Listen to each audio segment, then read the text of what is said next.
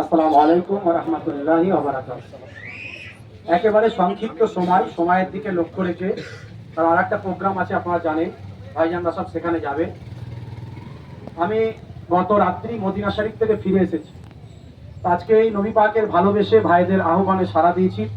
প্রথমেই নবী পাকের শানে একটা ছোট্ট নার্সারি কয়েকটা লাইন আমার লেখা, ওটা আমি আপনাদের কাছে পেশ করছি। তারপরে দু একটি কথা খুব সংক্ষেপে বলবো, কারণ সময়ের দিকে লক্ষ্য রাখতে হবে। ओ मेरे नबी पक है जो दिल में बसे मेरे, दिल फाड़ के दिखा देंगे नाम नबी का है। दुश्मन नबी सुन ले जुबा पे लगम तू दे, जो जान हमारा है दे देंगे नबी के लिए। ছিল হাবসি বেলাল নবীকে ভালোবেসে, সয়েছে শত জুলুম মুখেতে খোদা বলে। যত নবীর শত্রুতা হবে আমাদের ভালোবাসা কমবে না বাড়বে? ধরে বলুন। একটা ব্যানার ছিঁড়েছে, লক্ষ ব্যানার লেগেছে না লাগেনি? লেগেছে না লাগেনি? আবারও লাগবে, আরো লাগবে।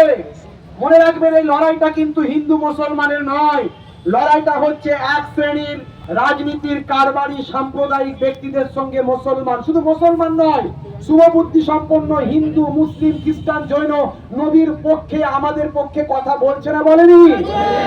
ছিল হাবসি বেলাল নবীকে ভালোবেসে, সয়েছে শত জুলুম মুখেতে নবী বলে।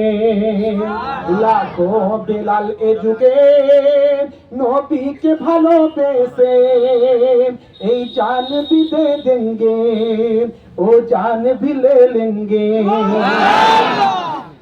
ओ मेरे नबी पक है जो दिल में बसे मेरे, दिल चीर के दिखा देंगे नाम नबी का है। যাই হোক, অনেক লম্বা, আমি আর সময় নষ্ট করছি না। চলে যাচ্ছেন কোথায়? এক্ষুনি ছেড়ে দেবো, ভাইজানদের তাড়াতাড়ি আছে, বুঝতে পারছেন। আমি তো হঠাৎ করে এসেছি। যাই হোক, প্রথমেই একেবারে ছোট্ট করে দু একটি কথা বলবো। ভাদুয়া এলাকা থেকে শুরু করে এই গ্রামের আশেপাশের মানুষ, নবী প্রেমিক মানুষ, যারা মঞ্চে আমার অডিয়েন্সে আছেন, যারা মাইক্রোফোনের আওয়াজে আছেন, জাতি ধর্ম বর্ণ নির্বিশেষে বিভিন্ন সম্প্রদায়ের মানুষ, হিন্দু, মুসলিম, খ্রিস্টান, জৈন, বৌদ্ধ, যেই হন না কেন, পুলিশ প্রশাসন থেকে শুরু করে যারা সহযোগিতার হাত বাড়িয়েছেন, প্রত্যেককেই ফুরফুরা দরবার শরীফের পক্ষ থেকে, আমি সেই পীরের নাতি হিসাবে আমার হরিণখোলা দরবার শরীফের পক্ষ থেকে, আজকে আমরা যে ভাইরা এখানে এসেছি কমিটি যারা আছেন, গ্রামবাসী যারা আছেন, প্রত্যেকের পক্ষ থেকে আন্তরিক সালাম, শুভেচ্ছা, ভালোবাসা জ্ঞাপন করি। দেখুন, প্রথমেই আমি বলছি আবারও, লড়াইটা কিন্তু হিন্দু মুসলমানের নয়, লড়াইটা কোনো সম্প্রদায়ের সঙ্গে সম্প্রদায়ের নয়, কিন্তু একটা সাম্প্রদায়িক দল সুচক্রের সঙ্গে, সুচক্রান্ত করে, কৌশলের সঙ্গে হিন্দু আর মুসলমানের মধ্যে লড়াইটা লাগিয়ে দিয়ে 2026 সালের ভোটটা নিতে চাই। এটা কিন্তু আমরা হতে দেব না। আমরা প্রত্যেকটা জায়গাতেই বলবো, এই লড়াই কিন্তু হিন্দু মুসলমানের নয়, এটা আমাদের বারবার বলতে হবে।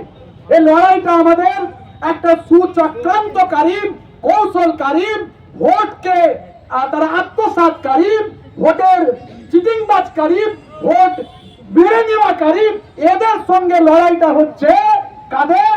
শুধু মুসলমানের নয়, যারা শুভবুদ্ধি সম্পন্ন, দেশপ্রেমিক, নবী প্রেমিক, এদের সঙ্গে লড়াইটা এরা করছে। আমি আপনাদের কাছে একটা কথা বলতে চাই, যত আমার নবীর উপরে আঘাত আসবে, এতে মুসলমানের ঈমান তাজা হবে না? হবে না? আমাদের ঈমান তাজা হয়েছে না হয়নি? বড় দুর্ভাগ্য, আমাদের ঈমান কিন্তু দুর্বল হয়ে গিয়েছিল।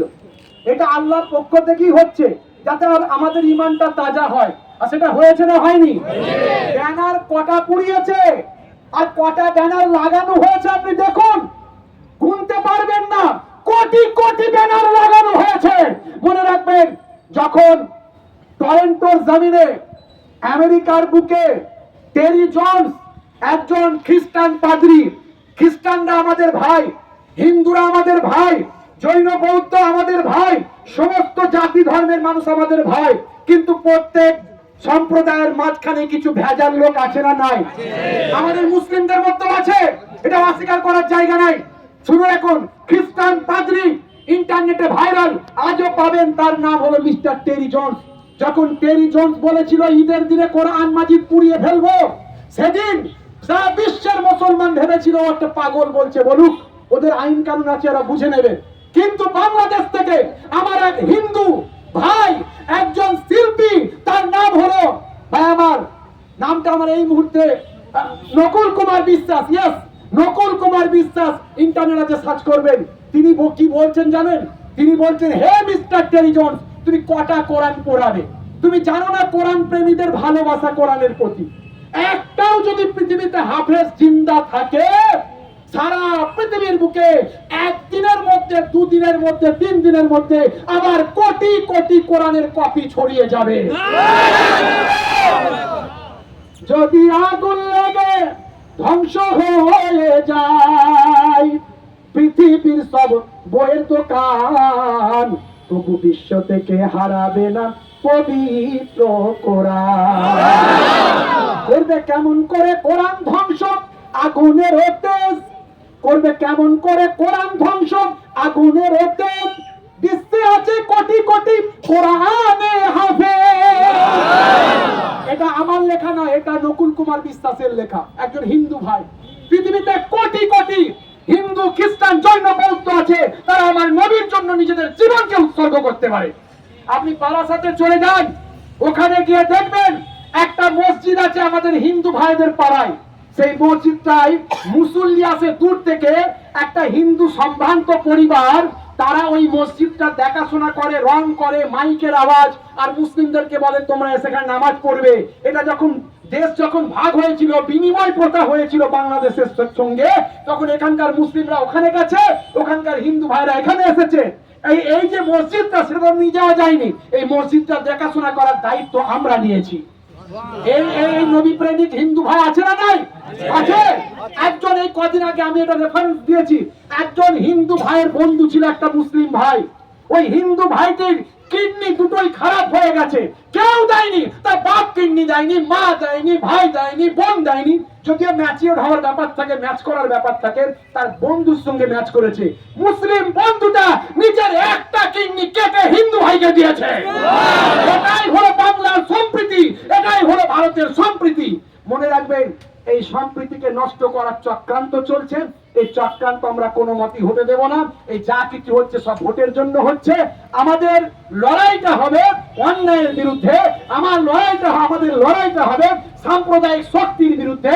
আমাদের লড়াইটা হবে যে সাম্প্রদায়িক শক্তি আমাদের ইসলামের বিরুদ্ধে কথা বলবে, তাদের বিরুদ্ধে। আমরা সেই জন্য এই যোগী প্রশাসনকে ধিক্কার জানাই। আসলে যোগীজি মানুষটা ধর্মের পোশাক পরে থাকেন, কিন্তু রামকৃষ্ণদেব নন। রামকৃষ্ণদেবকে আমরা স্যালুট করি, স্বামী বিবেকানন্দজিকে আমরা স্যালুট করি। One road, one mic, one camera, আমি বলছি লক্ষ লক্ষ মানুষের ভিতরে। আমার ইন্টারনেটে বক্তব্য আছে 20-25 হাজার, একটা দুটো নয়, অনেক বক্তব্য পাবেন। আমি শ্রী রামকৃষ্ণ পরমহংসদেবের বাণী বলি, আমি স্বামী বিবেকানন্দজির বাণী বলি, কিন্তু তারা হলেন প্রকৃত ধর্মগুরু। আর এই লোকটা হলো ধর্মের নামে অধার্মিক কাজ করাবে। আপনারা জানেন, আমি একটা ব্যাপারে মাননীয় প্রধানমন্ত্রীকে থ্যাঙ্কস দিচ্ছি। আজকে থ্যাঙ্কস দিচ্ছি একটা ব্যাপারে, সেটা হলো আফগানিস্তানের মতো একটা দেশ, যে দেশকে অনেকে আগে বলতো মোল্লা, দাড়িওয়ালা, টুপিওয়ালা, পাগড়িওয়ালাদের দেশ। সেই দেশের সঙ্গে আমার ভারতের কোনো শত্রুতা ছিল না, কিন্তু এই কিছুদিন আগে থেকে শত্রুতা শুরু করেছিল। কিন্তু মোদিজি আজকে দেখিয়ে দিয়েছেন, আফগানিস্তান থেকে আমির খান মুত্তাকি বিদেশ মন্ত্রী, দাড়িওয়ালা জুব্বাওয়ালা চাচা, এই দেশে আসার পর আমাদের বিদেশ মন্ত্রী জয়শঙ্কর জি তার সঙ্গে মিটিং করছে, কিন্তু সারা ভারতবর্ষের কেউ প্রতিবাদ করলো না। কিন্তু যোগীজির বড় খারাপ লেগেছে বলছে, যেটা ইন্টারনেটে দেখলাম আর কি। তো এটা আমার দেশের জন্য ক্ষতিকর। দেশ সবসময় বিদেশ দপ্তর সবাইয়ের সঙ্গে সম্পর্ক বজায় রেখে কূটনৈতিক ভাবে সম্পর্ক তৈরি করে আমার দেশকে ডেভেলপ করবেন, এটাই হচ্ছে বড় ব্যাপার। আফগানিস্তানের সঙ্গে আমাদের অর্থনৈতিক সম্পর্ক অনেক বড় জায়গায় পৌঁছেছে। আর এখানে যোগীজির খারাপ লাগলো, তাহলে বোঝা যায় যোগীজি শুধু মুসলমানদের শত্রু তো নয়, যোগীজির প্রশাসন, যোগীজি সারা ভারতের শত্রু। এর বিরুদ্ধে আমরা তীব্র নিন্দা জানাই এবং মোদীজিকে বলবো এর বিরুদ্ধে স্টেপ নিন। আপনি আমার দেশের প্রধানমন্ত্রী, আপনি শুধু হিন্দুদের প্রধানমন্ত্রী নন, খ্রিস্টান, জৈন, মুসলমান সবার প্রধানমন্ত্রী।